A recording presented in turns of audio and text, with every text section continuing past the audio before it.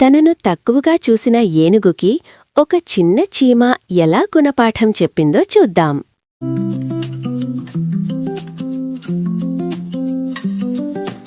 ఒకరోజు ఒక చీమ నది ఒడ్డున వెళ్తూ ఉంది. చీమకు ఆహారం వెతకడం రోజువారీ కర్తవ్యం. అలా వెళ్తూ వెళ్తూ మాట కూడా మాట్లాడకుండా ఒక ఏనుగును దాటి వెళ్ళింది. ఆ ఏనుగు నదిలో నీళ్లు తాగుతోంది. చిన్న చీమను చూసిన ఏనుగు తన తొండంతో నీటిని చీమపై చల్లింది. ఏనుగుకు అది సరదా అయినా చీమకు మాత్రం అది పెద్ద తెప్పలా అనిపించింది. అది బాధతో ఇలా చెప్పింది, ఇలా నీళ్లు చల్లడం ఎందుకు? నాకు చాలా బాధగా ఉంది. ఆ మాటలు విన్న ఏనుగు అహంకారంగా నవ్వుతూ ఇలా చెప్పింది, నేను ఏమీ చెయ్యాలంటే అది చేస్తాను. నన్నాపేది ఎవరు? నేను నీకంటే చాలా శక్తివంతుడిని. నన్ను మరింత చిరాకు పెడితే నా బలమైన కాళ్లతో నిన్ను నలిపేస్తాను అని హెచ్చరించింది.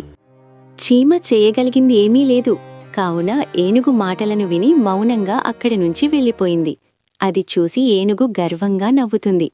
కొంత సమయం తర్వాత ఆహారం వెతకడం పూర్తి చేసుకుని తిరిగి వస్తున్న చీమకు అదే ఏనుగు ఒక చెట్టు నీడలో నిద్రపోతూ కనిపించింది. అది తనకు వచ్చిన మంచి అవకాశమని చీమ అనుకుంది. మెల్లగా ఎవరికీ తెలియకుండా ఏనుగు తొండం లోపలికి దూరింది. ఏనుగు తన తొండంలో ఏదో ఇబ్బందిగా అనిపించడంతో ఒక్కసారిగా లేచింది. ఆశ్చర్యంగా తన తొండం లోపల తీవ్రమైన నొప్పి అనిపించింది. బాధతో ఏనుగు గట్టిగా అరుస్తూ తొండము తిప్పుకుంటూ ఉంది. తొండం లోపల గోక్కోలేక తీవ్రంగా బాధపడింది. చీమ తన తొండం లోపల నుంచే పదే పదే కాటువేస్తూ ఉంది. అప్పుడు అకస్మాత్తుగా తొండం లోపల నుంచి ఒక స్వరం వినిపించింది. ఇప్పుడు ఎవరు అశక్తులు? ఆ స్వరం చీమదని ఏనుగు గుర్తించింది. భయంతో, అది నీవేనా? దయచేసి కాటు వెయ్యొద్దు.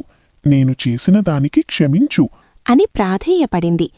అందుకు చీమ గట్టిగా, నీవు అవమానించిన ప్రతి జంతువుకి ఒక్కొక్కటిగా క్షమాపణ చెప్పాలి, లేదంటే నీ తొండాన్ని వదలను. ఏనుగు పూర్తిగా అశక్తంగా మారింది.